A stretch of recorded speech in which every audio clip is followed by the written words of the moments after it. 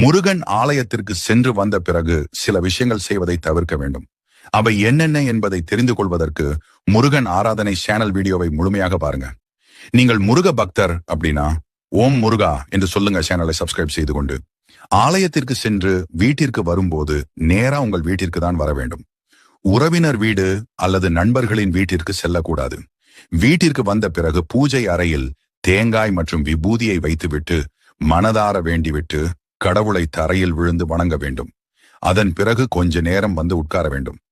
ஆலயத்திற்கு சென்று வந்தவுடனே ஆடைகளை மாற்றுவது, கை கால்களை கழுவுவது, குளிப்பது போன்ற செயல்களை செய்யக்கூடாது. சில பேர் ஆலயத்திற்கு செல்லும் போதுதான் அசைவ உணவை சாப்பிடக்கூடாது. ஆலயத்திற்கு சென்று வந்த பிறகு அசைவ உணவை சாப்பிடலாம் என்று நினைக்கிறார்கள்.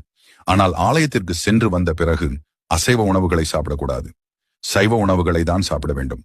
ஆலயத்தில் தரக்கூடிய பூவை நம்முடைய வீட்டில் இருக்கும் கடவுளுக்கு வைக்கக்கூடாது. அதனை காய விடாமல் பெண்கள் தலையில் தான் வைத்துக் கொள்ள வேண்டும். நீங்க வாரத்திற்கு எத்தனை முறை